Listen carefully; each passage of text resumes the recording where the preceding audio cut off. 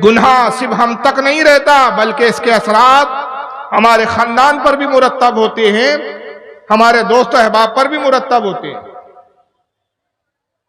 माशरे पर भी मुरत्तब होते हैं, बाज़ औक़ात पूरे पूरे शहर पर एक के गुनाह मुरत्तब होते हैं।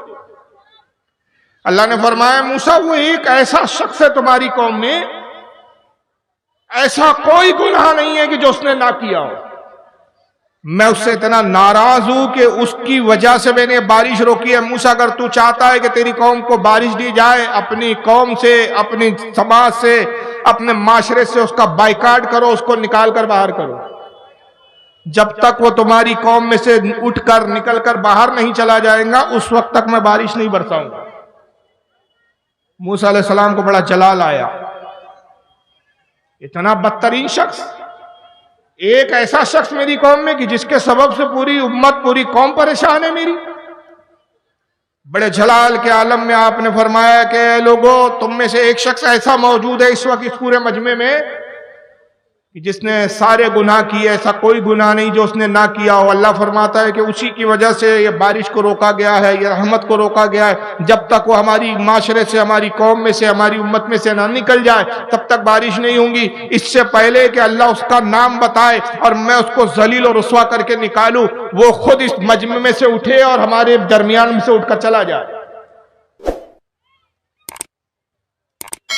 जब हजरत मूसा ने बड़े जलाल के साथ यह ऐलान किया तो वो जो गुनाहगार शख्स था, वो जानता था कि मैं क्या गुनाह करता हूं, उसको अपने गुनाह से आगाही थी, अपने गुनाहों से खूब वाकिफ था।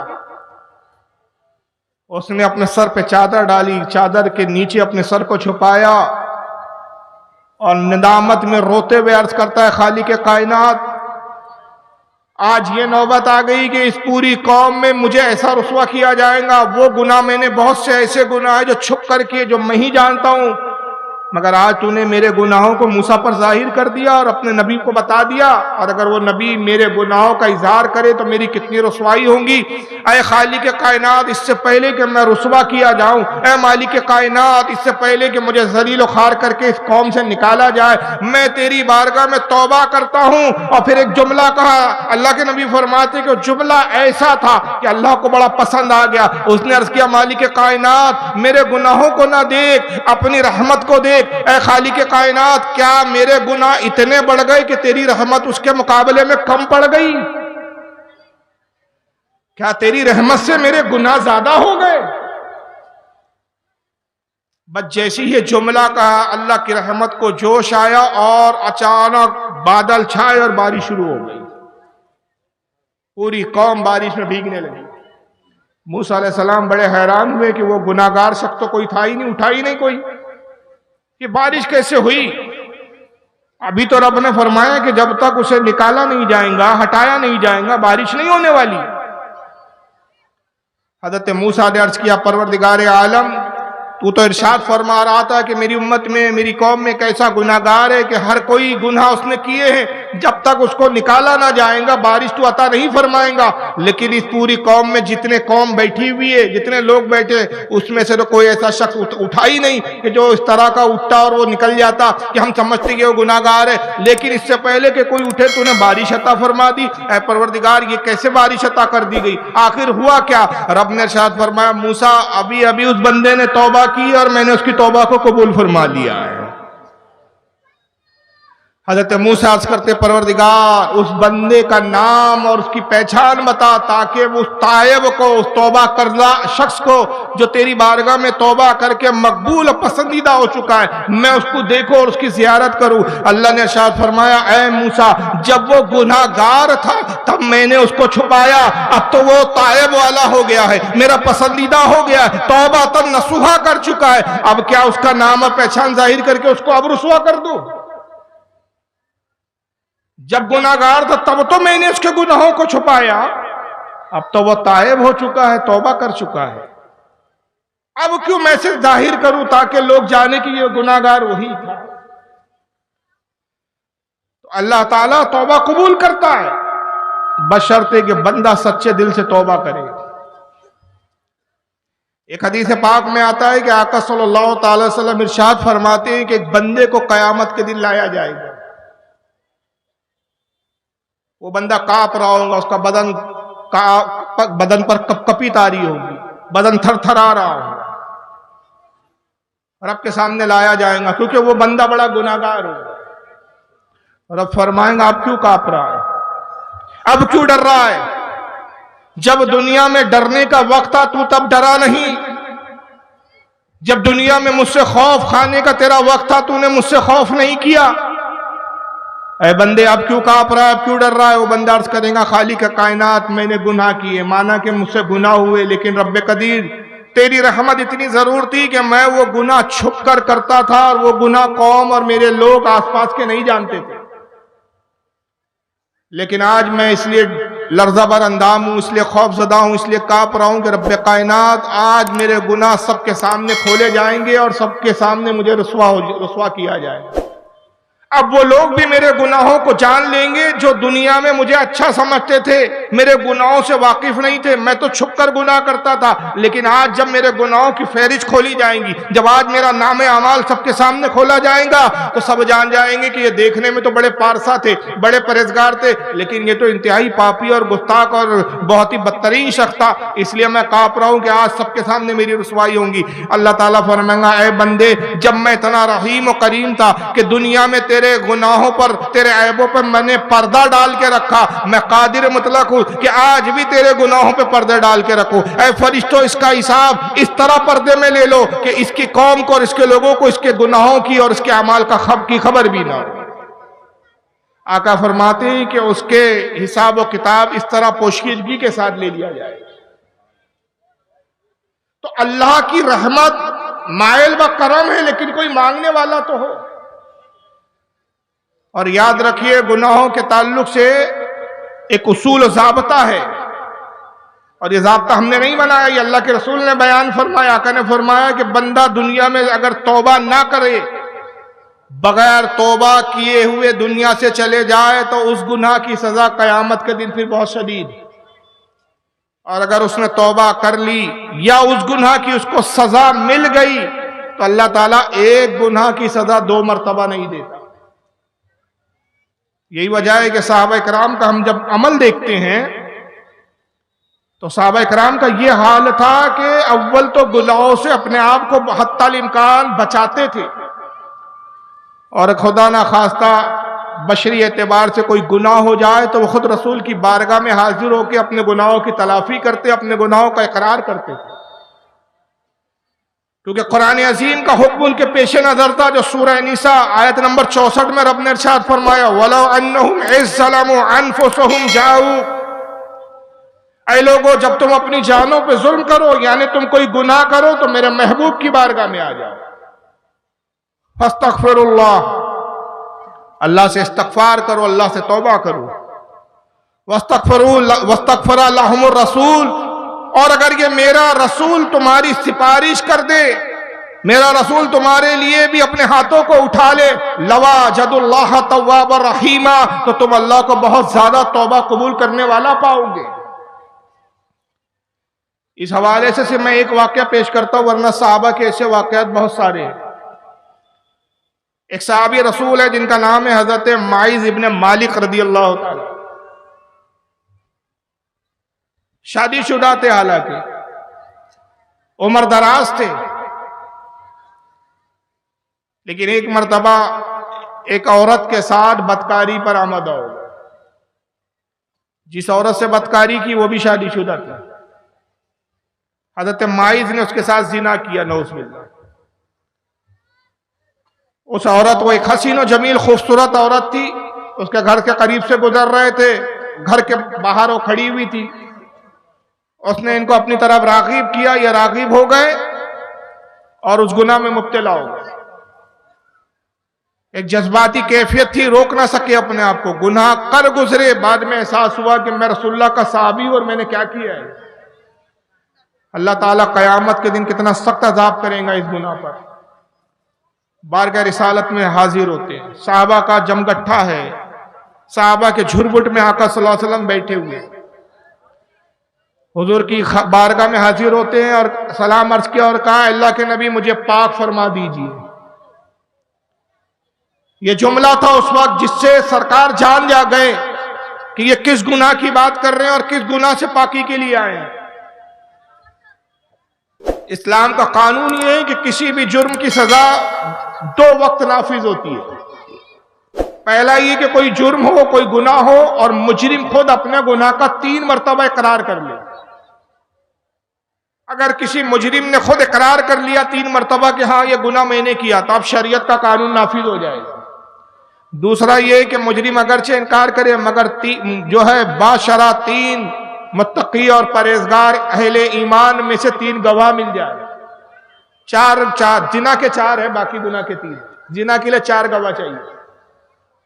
4 गवाह मिल जाए, मुत्तकी परहेजगार, उसके शराइत भी बड़े सख्त है फिर कि बाजारों में खाते पीते ना हो, मस्करापन ना करते हो, बाशरा हो, मुत्तकी हो। और इस हाल में देखा होगा, उलमा कहते हैं कि इस हाल में उस फेल को अंजाम होते हुए देखा होगा जैसे सुरमादानी में सलाई।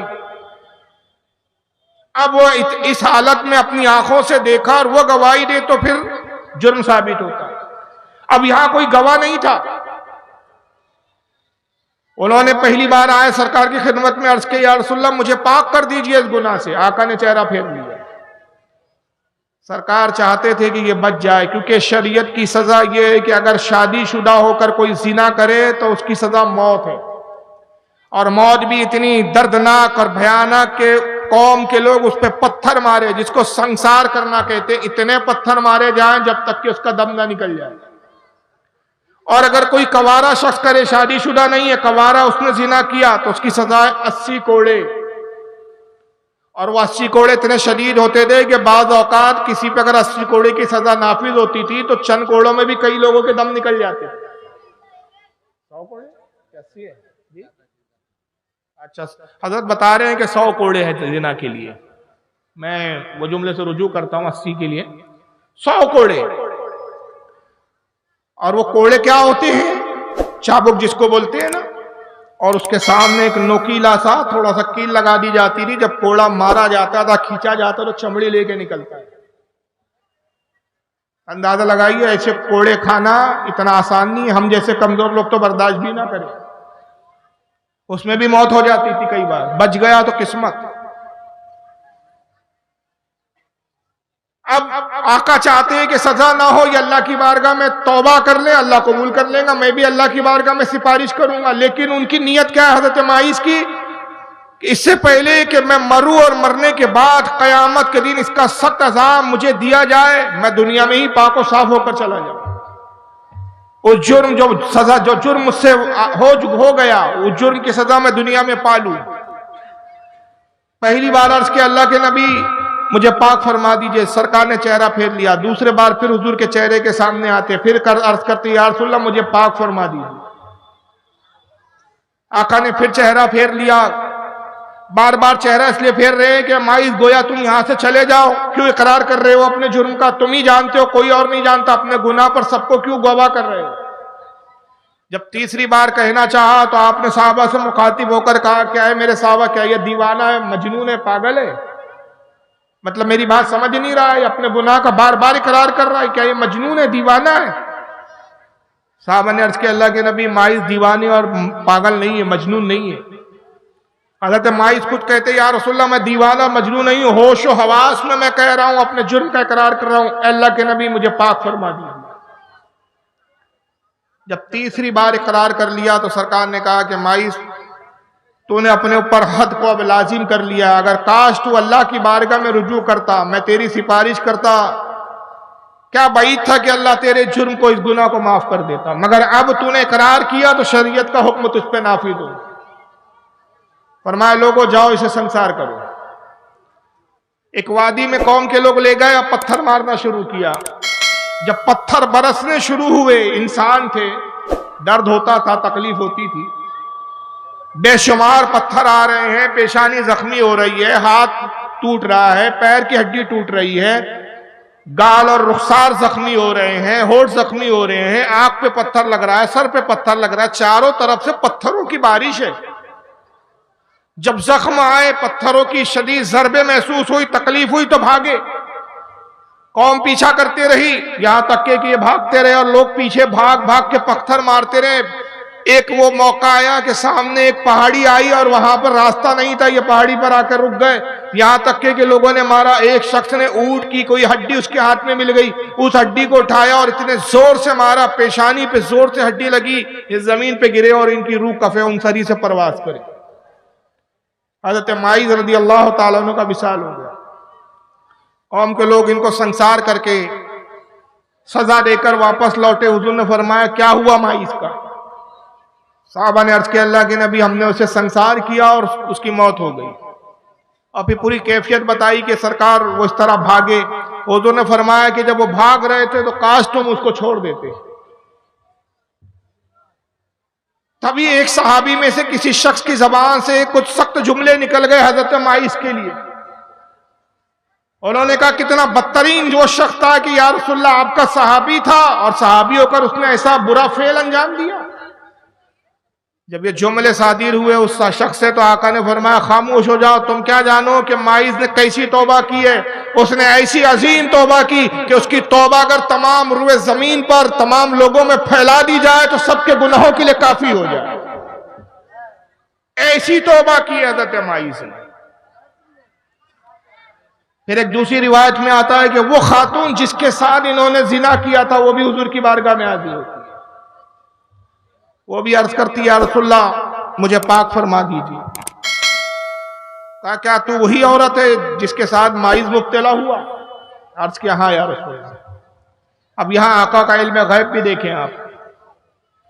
हुजूर ने उसकी तरफ देखा और इरशाद फरमाया कि मैं देख रहा हूं कि तेरे शिकम में वो बच्चा जान पा रहा है, सांसें ले रहा है, जो उस जिना के नतीजे में तेरे शिकम में है।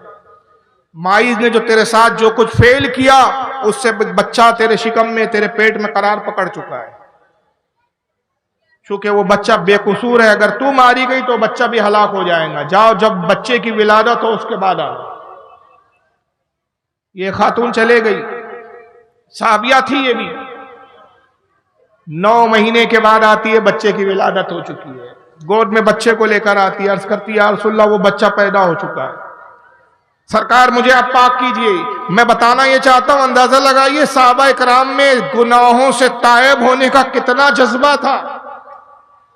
इंसान थे, बशरी एतबार से गुनाह सरजद हो जाते थे क्योंकि मासूम नहीं थे। मासूम सिर्फ 2 जाते हैं, फरिश्ते और अंबिया के अलावा कोई मासूम नहीं होता। लेकिन औलिया के बारे में हमारा अकीदा यह है कि औलिया मासूम नहीं होते लेकिन महफूज होते। अल्लाह ताला उनको अमान अता फरमाता है और अपने फजल करम से उनको गुनाहों से बचाता है। या एक मायने ये उलमा ने बयान की कि अगर गुनाह सरजद हो भी जाए तो अल्लाह उस पर कायम नहीं रहने देता, रुजू करते, तौबा करते और अल्लाह पाक को साफ फरमा देता है। चुनांचे वो बच्चा लेकर आती है, कहती है, या रसूलल्लाह ये बच्चा पैदा हो चुका है, तौलूद हो चुका है, अब मुझे पाक फरमा दीजिए, मुझ पे अब सजा नाफिज कीजिए। आका सल्लल्लाहु अलैहि वसल्लम ने फरमाया कि बच्चा भी दूध पीता है, शिकम ये शीरखार बच्चा है, ये अभी दूध पीने में तेरा मोहताज है, जा इस बच्चे को लेके जा अपने साथ, और जब ये बच्चा कुछ खाने पीने के लायक हो जाए तब आना, तब तुझे सजा दी जाएगी, तब तुझ पर शरीयत का हुक्म नाफिज किया जाएगा। ये लौट जाती है और उसके बाद तकरीबन 2 या 1.5 साल के बाद आती है और बच्चे को गोद में लिए हुए हाथ में एक रोटी का टुकड़ा है और बच्चा रोटी के टुकड़े को चूस रहा है। कहती या रसूल अल्लाह अब ये बच्चा खाने भी लगा है। यानी अंदाजा लगाइए कि इसको मोहलत दी जा रही है बार बार, लेकिन वो बार बार खातून आती है, अपने गुनाहों की तलाफी के लिए सजा पर आमादा है, सजा को झेलने के लिए तैयार है, अपने आप को बचाने की कोशिश नहीं कर रही है। ये ऐसे तौबा करने वाली जमात थी। कहती या रसूलल्लाह ये बच्चा देखिए अब ये खाना पीने भी लगा है, अब ये दूध का मोहताज नहीं, मैंने इसका दूध छुड़ा दिया है, हुजूर देखिए ये रोटी भी चूस रहा है। आका ने उस बच्चे को अपनी गोद में लिया और फरमाया अपने साहबा से, तुम में से कोई है जो इस बच्चे की किफालत और परवरिश का जिम्मा ले ले। एक सहाबी आगे बढ़े, अर्ज के या रसूलल्लाह अगर आप पसंद करें तो ये बच्चा मुझे दे दे ताकि मैं इसे अपने बेटों की तरह पालूं, इसकी परवरिश करूं, मैं इसकी जिम्मेदारी लेने के लिए तैयार हूं। सरकार ने उस साहबी को बच्चा दे दिया और फरमाया जाओ अब इस पर हद कायम करो। चुनांचे नतीजतन उन पर भी वही हाल हुआ कि संसार किया गया और उसी संसारी के आलम में उनका विसाल होता है। और रिवायत में फिर यही जुमले आते, आका उस खातून उस सहाबिया के बारे में भी यही फरमाते कि उसने ऐसी तौबा की कि अगर वो तौबा सारे रूए जमीन के इंसानों में तकसीम कर दी जाए तो सबके लिए किफालत करे, सबके लिए काफी हो जाए। तो ऐसे बड़े बड़े जराइम हो जाते थे और वो जानते थे कि इसका अंजाम क्या है, मौत है, लेकिन वो दुनिया की तकलीफ को गवारा कर लेते थे। आखिरत के अजाब से उन्हें इतना खौफ और इतना डर होता था कि आखिरत में जो इसकी सजा मिलने वाली है वो बहुत ज्यादा, बहुत शदीद है। चुनांचे ये तौबा के चंद वाकयात से मैं ये जाहिर करना चाहता हूं कि आज हमें भी एहसास करना चाहिए कि आज हम जो गुनाहों में मुब्तला हैं, हम अल्लाह की बारगाह में रुजू करें और तौबा करें। और हमारी हालत अभी देखिए कितनी माशाअल्लाह कितनी शानदार है। अभी मैं तौबा पे बयान कर रहा हूं मगर अभी भी सब गुफ्तगू में लगे हुए। इससे ज्यादा बेहिसी और क्या हो सकती है। शर्मे नबी खौफे खुदा ये भी नहीं वो भी। ऐसा लगता है इंसानों के बीच हम बैठे ही नहीं है, ना जाने कौन सी मखलूक है ये कि ये समझ भी रही है कि नहीं समझ रही है, या पता नहीं मैं कौन सी कोई फारसी बोल रहा हूं या कोई और बाबा आदम के जमाने की जबान बोल रहा हूं जिससे शायद आप लोग वाकिफ ही नहीं है या मेरी बात समझ में ही नहीं आ रही है। ये जलसों के हालात है यार, आप लोगों के आके हैरानी होती है यार, अक्ल में हैरान हो जाता हूं यार, ये क्या हाल है कौम का कि आज अपने असलाफ की बात हम सुनना नहीं चाहते। चुटकुल्ले चाहिए हमको, लतीफे चाहिए, चीखो पुकार चाहिए। उसको हमने फन तकरीर समझ रखा है, उसको हुनर समझ रखा है। वाज़ और नसीहत हमें हजम नहीं होती, बोर होते हैं हम उस वक्त अगर कोई वाज़ और नसीहत करे। लतीफे सुनाइए बड़ा मजा आएगा, हंसाइए बड़ा मजा आएगा, इधर उधर की हाके बड़ा मजा आएगा। हदीसें हमें अच्छी नहीं लगती। जब हमारा यह हाल हो जाए कि हमें अपने ही दीन की बातें अच्छी ना लगे तो फिर शिकायत किस बात की जाए कि जालिम हम पर मुसल्लत है। शिकायत किस बात की कि हम पर फिर जुल्म हो रहा है। हमने अपनी जिंदगी को लौह लहीब में ऐसा मुब्तला कर रखा है कि उससे बाहर निकलने के लिए तैयार ही नहीं। आज जरूरत है कि हम अपना जायजा लें अपने घर में। एक वक्त रात में जब पूरे दिन की मसरूफियात से फारिग हो तो एक वक्त एक कोने में गोशे में बैठकर अपने बारे में और अपनी कौम के बारे में कुछ सोचे। आका फरमाते हैं जो शख्स पूरा दिन दुनियावी कामों में मशगूल रहता है, फिर खाता है और रात में बिस्तर पर जाके सो जाता है और एक लम्हे भी अपनी कौम के बारे में उसको कोई फिक्र नहीं होती, हुजूर फरमाते वो शख्स हम में से नहीं, वो हम में से नहीं है। आज हमारी हालत कौम बनी इसराइल की तरह हो गई है कि जो अंबियाओं के पैगाम को इस कान से सुनते थे दूसरे कान से निकाल देते थे। हालांकि हमारी जिंदगी क्या है, हमें जो दुनिया में मोहलत और वक्त दिया गया है, कितना दिया गया है, हमारी क्या कैफियत है, इसको समझने के लिए मैं एक हदीस सुना रहा हूं, बस वो सुन लीजिए। शाह अब्दुल हक मुहद्दिस देहलवी रहमतुल्लाह ताला अलैह अपने मकतूबात में नकल करते हैं कि आका ने एक मरतबा अपने साहबा के दरमियान में खुतबा दिया, तकरीर की। इरशाद फरमाया कि ऐ लोगों, मैं तुम्हें कौम बनी इसराइल के एक शख्स का वाकया सुनाता हूं। शाह अब्दुल हक इसको हदीस कहकर मकतूबात में बयान कर रहे हैं और बाज उलमा ने इसको हिकायत में शामिल शुमार किया है। लेकिन मैं शाह अब्दुल हक मुहद्दिस देहलवी के मकतूबात के हवाले से अर्ज कर रहा हूं कि आका साहबा से कहते हैं कि एक शख्स था, जंगल में जा रहा है, अचानक उसके पीछे एक शेर लपकता है। उस शख्स की नजर शेर पे पड़ी, उसने शेर से जान बचाने के लिए भागना शुरू किया। सरकार फरमाते हैं कि शेर का मकसद था कि इसका शिकार करके अपनी भूख मिटाओ। ये शख्स अपनी जान बचाने के लिए भागता रहा, यहां तक कि हड़बड़ाहट में जब भागते भागते आगे पहुंचा तो एक गढ़ा था जिस पर कुछ घास वगैरह बिखरी हुई थी। इसको गढ़ा ठीक से नजर नहीं आया और इतना बड़ा गढ़ा था कि छलांग ना लगा सका और उस गढ़े में गिर पड़ा। बस जैसे ही उस गड्ढे में गिर रहा था कि इसने हाथ पैर मारने शुरू किए। जैसे इंसान की फितरत होती है, जब गिरता है तो हाथ पैर मारता है। फिर फरमाते हैं कि जब उसने हाथ पैर मारे तो दो शाखें जो उस गड्ढे में उगी हुई थी, दरख्तों की कुछ शाखें, उन शाखों में से उसके हाथ में एक शाख आ गई और उस शाख को पकड़ के वो झूलने लगा। गड्ढे की तह में गिरने से बच गया। उसने सुकून का सांस लिया कि चलिए, गड्ढे के नीचे अल्लाह जाने क्या था, दलदल था, पानी था, क्या था मुझे नहीं मालूम। वो गड्ढे में सिवाय तारीकी और अंधेरे के कुछ नजर नहीं आ रहा था। चलो अल्लाह का शुक्र है, शाख हाथ में आ गई, मेरी जान बच गई। जी ठीक है। फिर आका फरमाते हैं कि उसने शाख को मजबूती से पकड़ लिया और शेर आया और शेर गड्ढे के ऊपर आके खड़ा हो गया। अब वो देख रहा है और इंतजार में शेर कि तू इस गड्ढे से बाहर निकल तो मैं तेरा शिकार करूं।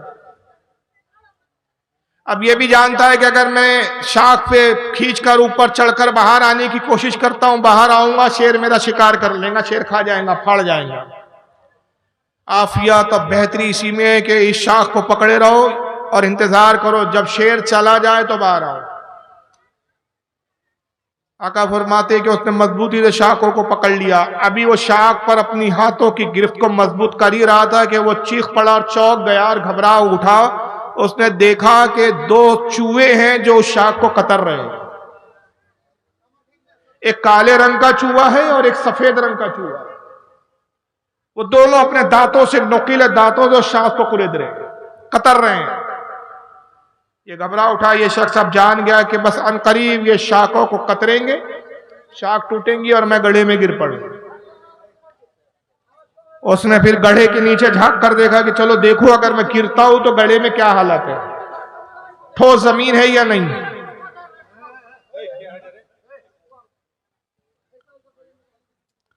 अगर ठोस जमीन हो तो मैं अपने आप को खुद ही गड्ढे में गिरा दूं और जब शेर चला जाए तो फिर बाहर निकलने की तदबीर सोची जाएगी। आका कहते हैं कि जब उसने जायजा लेने के लिए गड्ढे की तह में झांका तो उसकी घबराहट में और इजाफा हो गया। वो और परेशान हो गया कि देखा कि गड्ढे में एक अस्दा है जो मुंह फाड़े खड़ा हुआ, बैठा हुआ है। अस्दा है वो गड्ढे में और उसका मुंह खुला हुआ है। गोया वो इस इंतजार में कि तू गिरे तो मेरे मुंह में आए और मैं तुझे निगलूं। अब जरा तस्वर कीजिए उस शख्स की कैफियत क्या है। ऊपर भी मौत है, नीचे भी मौत है, हलाकत के सिवा चारों तरफ कुछ नजर नहीं आ रहा है। सहाबा कराम बड़े तवज्जो से ये सुन रहे हैं आका सल्लल्लाहु अलैहि वसल्लम की बात को और हैरान है कि एक शख्स के साथ इतने भी इत्तेफाक हो सकते हैं।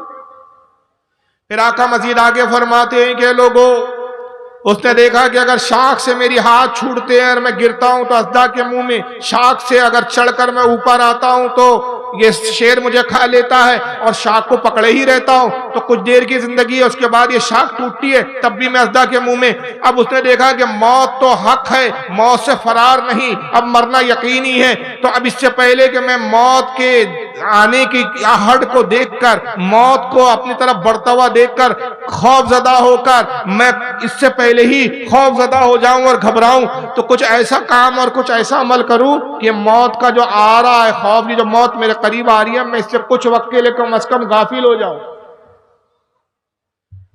उसने उस गड्ढे में आसपास देखने लगा तो आका फरमाते कि पास ही उसे एक थोड़े ही दूर पर एक दूसरी जो झाड़ियां थी वो गड्ढे में, उस झाड़ियों में उसको एक शहद का छत्ता नजर आ गया।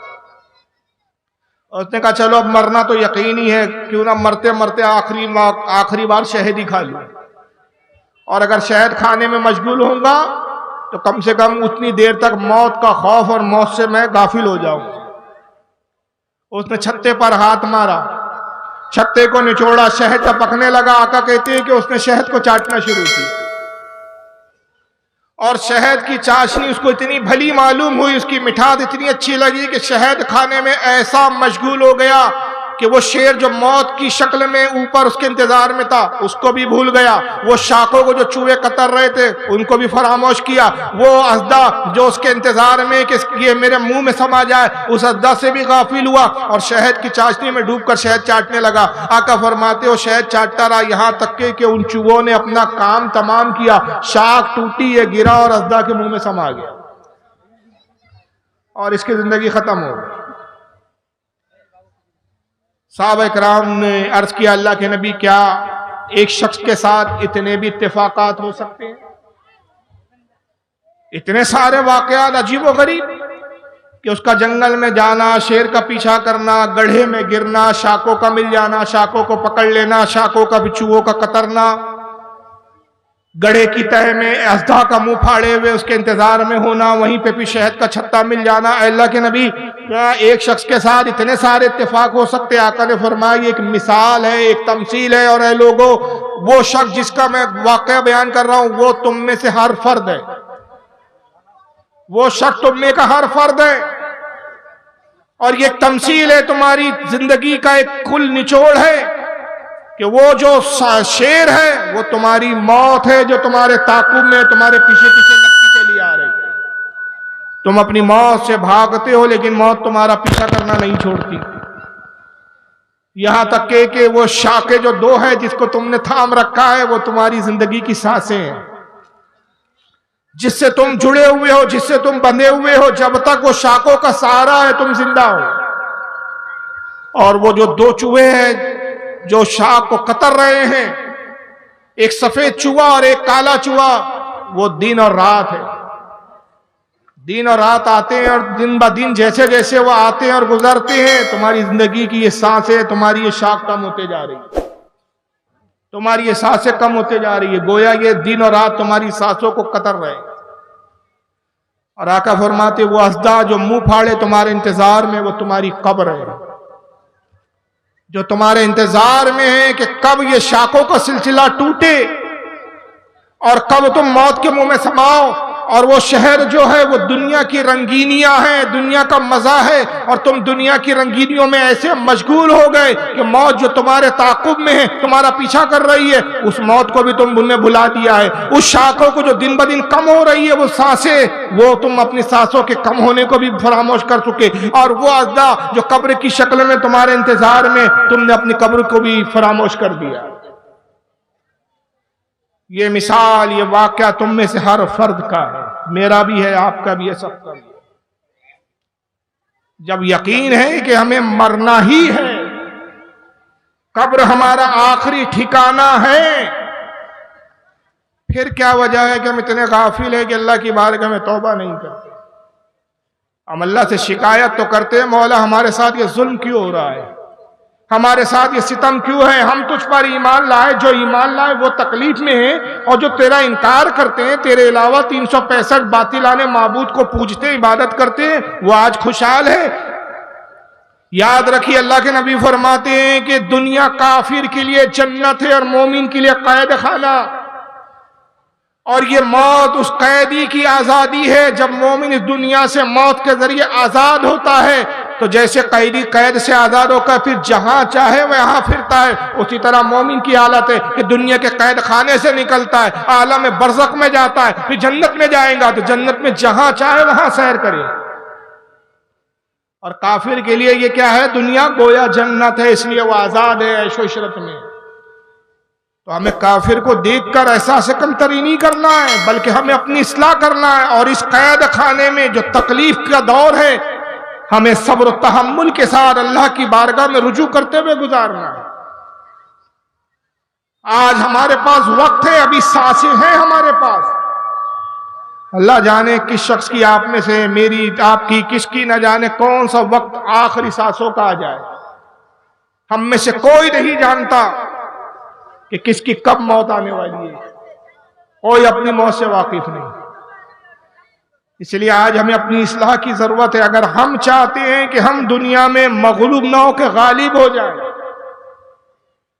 उसके लिए तो बहुत सारे उसूल है, बहुत सारी बातें हैं, घंटों तकरीर हो सकती है। लेकिन बड़े गौर और फिक्र के बाद जब मैंने जायजा लिया तो मैंने ये नतीजे पहुंचा कि अगर आज मुसलमान सिर्फ 2 चीजों पर अमल कर ले तो खुदा की कसम आज भी हम हुकूमत कर सकते हैं, और वो जो हम पर जालिम हाकिम है हमारे महकूम हो सकते हैं। सिर्फ 2 चीजें मुसलमान अहद कर ले, सिर्फ 2 चीजें। एक ये कि हर मुसलमान अहद कर ले कि 5 वक्त नमाज में पाबंदी के साथ पढ़ूंगा, एक वक्त की भी नमाज नहीं छोड़ूंगा। खुदा की कसम सिर्फ नमाज का अहद कर लिया, बाकी गुनाह खुद ब खुद छूटते जाएंगे, इसलिए कि नमाज की बरकती वो है। अल्लाह फरमाते हैं कि नमाज हर बुराई और बेहयाई से रोकती है। इसलिए कि बंदा जब नमाजी हो जाता है तो गुनाह फिर यूं छूटने लगते हैं कि जब गुनाह करता है तो ख्याल आता है कि ऐ शख्स, मुझे अपने आप पर शर्म आनी चाहिए कि मैं गुनाह करूं और फिर अल्लाह की बारगाह में जाके सजदा भी करूं। रब तबारक व तआला ने इसके बारे में सवाल कर लिया तो क्या जवाब दूंगा।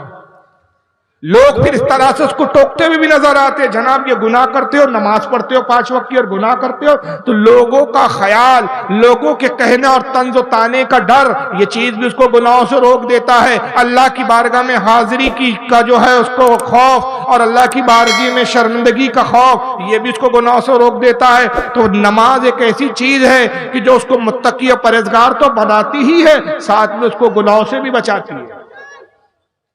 सबसे पहले यह अहद कर ले हर मुसलमान कि हम 5 वक्त की नमाज पढ़ेंगे, और जाहिर है जब नमाज पढ़ेंगे नमाज के बाद दुआ भी करेंगे, इसलिए कि नमाज के बाद दुआ क्या है, यह इबादत का मग़ज़ है। और जब दुआ करेगा बंदा तो यकीनन फिर अल्लाह से तौफीक भी मांगेगा, अपने गुनाहों की मग़फ़िरत भी तलब करेगा, तौबा भी करेगा। तो पहली चीज बंदा अहद कर ले, पहली चीज कि मैं 5 वक्त की नमाज पढ़ूंगा। और दूसरी चीज मैं कहता हूं हर नौजवान ये अहद कर ले कि मैं अपनी इस्लामी पहचान, इस्लामी आइडेंटिटी को नहीं छुपाऊंगा। मतलब ये कि मैं दाढ़ी रखूंगा। अब दाढ़ी रखने में क्या हिकमत है, क्या फजीलत है, इस पर तो मैं बहुत घंटों बोल सकता हूं। आज हमारी जिल्लत की ये वजह है कि आज हम अपने आप को मुसलमान जाहिर ही नहीं करना चाहते। हमने अपनी अपनी पहचान ऐसी बना रखी है कि लोग हमें गोया मुसलमान ही ना समझे। दूसरी चीज ये कि हम दाढ़ी रखने का ऐड कर ले बस। लेकिन आज का नौजवान 2 चीज अगर कर ले खुदा की कसम, तो मैं कहता हूं कि आज भी हम गालिब आ सकते हैं। तो हमें हर सुन्नी को गुनाहों से तौबा करना है, मगर कुछ वो लोग हैं जिनको बदअकीदी से भी तौबा करना चाहिए। कुछ लोगों को बदअकीदगी से भी तौबा करनी चाहिए, इसलिए कि अगर बदअकीदगी साथ में हो तो फिर कोई तौबा कबूल नहीं होती। बदअकीदगी साथ में हो तो नमाज भी कबूल नहीं होती। बदअकीदगी साथ में हो तो दाढ़ी रखना भी मकबूल नहीं हो सकता। बदअकीदगी एक ऐसा जुर्म अजीम है कि उसके होते हुए कोई नेकी काम नहीं आती, कोई तौबा कबूल नहीं होती। और बदअकीदगी क्या है? बदअकीदगी यह है कि अल्लाह रसूल की शान में अदनासी भी तौहीन, अदनासी भी गुस्ताखी, ये बदअकीदगी की तरफ बंदे को ले जाती है। और सिर्फ यही नहीं कि हम तो गुस्ताखी करते नहीं है, गुस्ताखों को अच्छा समझना और गुस्ताखों के साथ रहना यह भी खसारे का सबब है। तारीख के अंदर एक वाकया मिलता है, इसको हजरत अल्लामा नकी अली खां रहमतुल्लाह अलैह ने अपनी तफसीर, एक सूरह की तफसीर लिखी, सूरह अलम नशरा की तफसीर, जिसका नाम है अल कलामुल औज़ा फी तफसीर सूरह अलम नशरा। और भी उलमा ने लिखा है, मैं उस किताब के हवाले से भी आपके सामने वाकया पेश कर रहा हूं। हजरत शमून अलैहिस्सलाम एक नबी गुजरे मूसा अलैहिस्सलाम की कौम में। बाद में 6 लाख लोगों की आबादी थी हजरत शमून अलैहिस्सलाम। पहले अलग अलग इलाकों में मुख्तलिफ अंबिया भेजे जाते थे, एक वक्त में 1 से ज्यादा भी नबी होते थे। सिर्फ हमारे नबी पाक सल्लल्लाहु अलैहि वसल्लम एक ऐसे वाहिद रसूल और नबी है कि उनके जमाने में उनके अलावा ना नबी है ना रसूल है। वरना पिछली उम्मतों में, पिछले दौर में, पिछले अदवार में ऐसा भी हुआ कि रसूल भी है, कुछ नबी भी है, एक साथ कई नबी है। जैसे हजरत इब्राहिम अलैहिस्सलाम, उन्हीं के ज़माने में उनके बेटे ईसाक अलैहिस्सलाम भी है, हजरत इब्राहिम क्या नाम है, हजरत इस्माइल अलैहिस्सलाम भी है, हजरत लूत अलैहिस्सलाम भी है। लूत अलैहिस्सलाम भी नबी है, इस्माइल अलैहिस्सलाम भी नबी है, ईसाक अलैहिस्सलाम भी नबी है। खुद हजरत इब्राहिम अलैहिस्सलाम भी नबी, एक वक्त में कई कई नबी होते थे। मूसा अलैहिस्सलाम के ज़माने में मूसा अलैहिस्सलाम रसूल भी है, नबी भी है। उन्हीं के ज़माने में हजरत हारून अलैहिस्सलाम भी नबी है, हजरत शमून भी है, हजरत यूशा भी है। हजरत यूशा अलैहिस्सलाम, शमून नहीं, मैं गलत बोल गया, माफी चाहूंगा। यूशा अलैहिस्सलाम 6 लाख की आबादी थी इनकी। 3 लाख लोग ईमान लाए, 3 लाख लोगों ने ईमान लाने से इनकार कर दिया। हजरत यूशा ने समझाया, बहुत समझाया, कई साल समझाया उस कौम को जो ईमान नहीं लाए। जब नहीं लाए, नाफरमानी पर अड़े रहे, जिद पर अड़े रहे, हजरत यूशा अलैहिस्सलाम उस कौम से मायूस हो गए कि अब ये हिदायत नहीं पाने वाली। तो अल्लाह से दुआ की, मौला इस कौम पर अजाब नाजिल कर, ये 3 लाख जो तेरे नाफरमान है इन पर अजाब भेज। और अपने फरमाया, यूशा तन्हा अपने इस कौम को छोड़कर निकल जाओ, पूरी कौम पर अजाब भेजा जाएगा। हजरत यूशा अलैहिस्सलाम हैरान हो गए, सजदे में गिरे, मालिक कायनात, ये 6 लाख में 3 लाख तो फरमाबरदार है, 3 लाख ईमान लाने वाले हैं, 3 लाख नाफरमान है। ऐ रब्बे कदीर, तू पूरी कौम को तबाह फरमाएगा?